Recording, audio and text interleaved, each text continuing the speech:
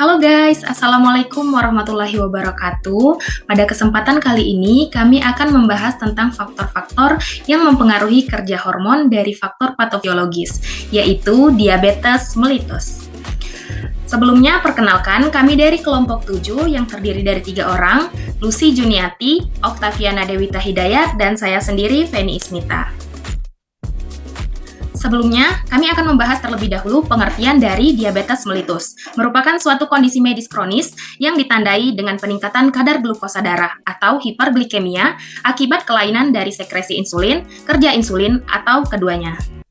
Jenis dari diabetes mellitus yang akan kami bahas yaitu yang pertama, diabetes mellitus tipe 1, kemudian yang kedua, diabetes mellitus tipe 2, dan diabetes mellitus gestasional.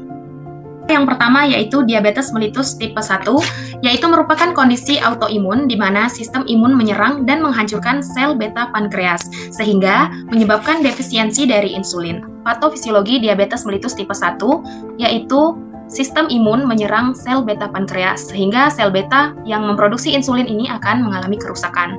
Kemudian, produksi insulin akan berkurang, atau bahkan hilang sama sekali. Tanpa adanya insulin, glukosa darah ini tidak bisa masuk ke dalam sel untuk digunakan sebagai energi.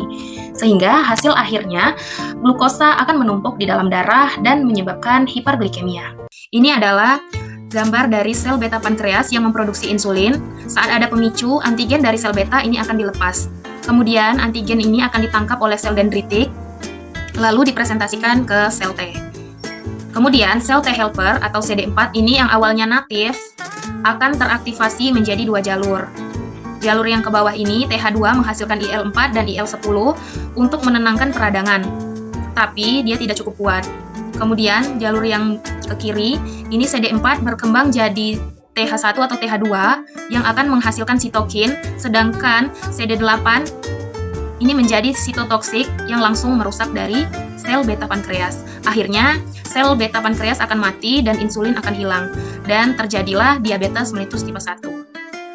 Selanjutnya adalah diabetes mellitus tipe 2. Diabetes mellitus tipe 2 berkaitan dengan resistensi insulin dan disfungsi sel beta. Kondisi ini dipengaruhi oleh predisposisi genetik dan faktor gaya hidup seperti obesitas dan kurangnya aktivitas fisik. Patofisiologi dari diabetes mellitus tipe 2 yaitu pada saat sel mengalami resistensi insulin, maka insulin ini tidak dapat bekerja pada sel, sehingga glukosa darah tidak bisa masuk ke dalam sel dan mengakibatkan glukosa darah tinggi atau hiperglikemia. Berikut ini merupakan bagan patofisiologi dari resistensi insulin. Pertama, pada jaringan lemak terjadi peningkatan lipolisis, aktivitas sistem saraf simpatis dan sitokin proinflamasi, TNF-alfa, IL-6, dan resistin, ini akan memicu pelepasan lemak bebas atau NEFA. NEFA masuk ke darah dan membuat otot sulit menggunakan glukosa dan menurunkan glukagen. Asam lemak dan resistensi insulin juga membuat hati meningkatkan produksi glukosa atau disebut gluconeogenesis. Kemudian di saat yang sama, sel pada beta pankreas tidak mampu memproduksi insulin yang cukup untuk mengimbangi resistensi dari insulin. Sehingga akibat kombinasi gangguan pada lemak, otot, hati, dan pankreas, kadar glukosa darah akan terus meningkat. Berikut ini merupakan gambar dari ominous octet, yaitu 8 proses yang menyebabkan hiperglikemia.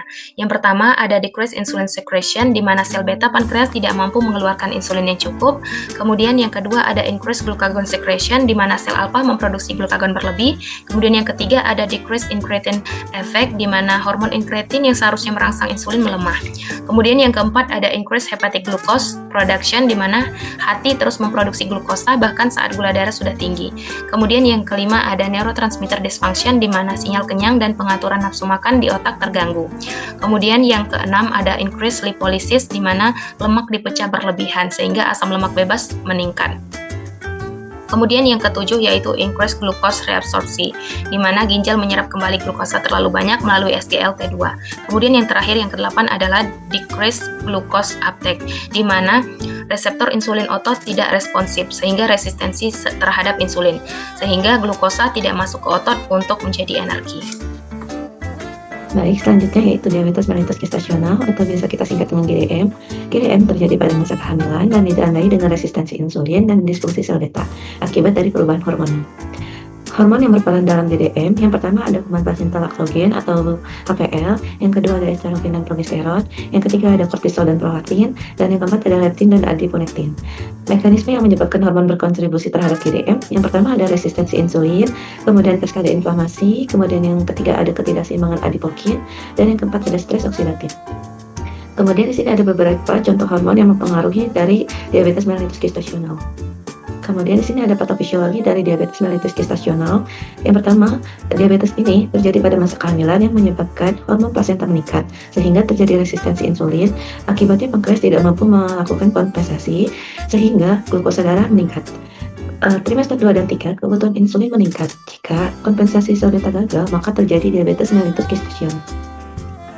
Dampak diabetes yang pertama pada masa prakonsepsi. Yang pertama terjadi gangguan ovulasi karena terganggunya hormonal. Kemudian yang kedua meningkatkan kejadian infertilitas. Kemudian yang ketiga menurunkan peluang untuk hamil. Pada masa kehamilan, diabetes akan menyebabkan preeklamsia karena terjadi gangguan sistemik yang mengakibatkan gangguan vaskular. Yang kedua yaitu makrosomia, terjadi kelebihan suplai glukosa pada janin. Yang ketiga bayi lahir prematur karena terjadi inflamasi pada uterus dan plasenta. Kemudian yang selanjutnya yaitu masa persalinan. Diabetes akan menyebabkan distosia bahu karena adanya bayi dengan makrosomia. Kemudian yang kedua meningkatkan angka kelahiran dengan metode sesar. Kemudian yang ketiga meningkatkan risiko dengan kelahiran induksi. Kemudian selanjutnya itu pada masa nifas. Yang pertama, luka persalinan lama sembuh karena sistem imun ibu terganggu. Kemudian yang kedua, meningkatkan risiko menjadi diabetes tipe 2. Hal ini disebabkan karena adanya gangguan sistem metabolik. Aplikasi dalam praktek kebidanan. Dengan memahami faktor patologis yang dapat memengaruhi kerja hormon dalam tubuh, maka akan sangat membantu bidan dalam deteksi dini, melakukan upaya preventif atau pencegahan, dan penelaksanaan kasus diabetes mellitus pada kehamilan. Di sini, deteksi dini pada ibu hamil dilakukan dengan cara tes toleransi glukosa oral. Pada ibu hamil yang memiliki faktor risiko diabetes mellitus seperti obesitas, riwayat DM pada keluarganya, riwayat makrosomia, dan terdapat glikosuria, maka pemeriksaan ini dapat dilakukan pada trimester 1 atau sesegera mungkin. Apabila didapatkan hasilnya normal atau rendah, maka dilakukan pemeriksaan ulang pada kehamilan 24-28 minggu. Apabila ibu hamil tidak memiliki faktor risiko diabetes mellitus, maka pemeriksaan ini dapat dilakukan pada usia kehamilan 24-28 minggu. Nah, di sini untuk tabel kriteria diabetes mellitus. Selanjutnya untuk upaya preventif atau pencegahan yang dapat dilakukan bidan adalah dengan memberikan edukasi atau konseling kepada ibu hamil dengan mengatur pola makannya atau diet nutrisi. Di sini ada karbohidrat sebanyak 175 gram, protein 71 gram, lemak 56 gram, dan serat 28 gram. Dan selanjutnya ada pola aktivitas fisik. Aktivitas fisik yang dianjurkan adalah aktivitas fisik sedang dan dilakukan selama 150 menit per minggu atau 30 menit dalam satu hari. Aktivitas fisik yang dilakukan seperti berjalan kaki, yoga kehamilan atau senam ibu hamil. Yang selanjutnya ada cek glukosa secara berkala. Terakhir ada cek peningkatan berat badan ibu. Nah, untuk kenaikan berat badan ini tergantung dari IMT ibu pada saat awal kehamilan. Kemudian di sini ada contoh menu makanan. Kemudian di sini ada rekomendasi peningkatan BB ibu hamil. Jika dalam 2-4 minggu telah dilakukan upaya preventif, namun kadar gula darah ibu belum juga normal, maka kita rujuk ibu ke fasilitas kesehatan tingkat lanjut dan berkolaborasi dengan dokter untuk mendapat penanganan seperti terapi farmakologis dengan mengonsumsi obat-obatan seperti metformin ataupun insulin yang sesuai dengan resep dokter. Kemudian ada jurnal terkini mengenai kadar IGF-BP1 plasenta selama awal kehamilan dan risiko diabetes mellitus gestasional. Latar belakangnya yaitu GDM adalah komplikasi pada wanita hamil yang masih cukup tinggi. Prediksi dini GDM umumnya dilakukan pada trimester kedua melalui TTGO. IGF-BP1 adalah protein plasenta yang mengatur ketersediaan IGF, diduga berperan dalam perkembangan resistensi insulin, dan peneliti menduga bahwa penurunan kadar IGF-BP1 pada awal kehamilan ini mungkin dapat menjadi biomarker prediktif untuk GDM.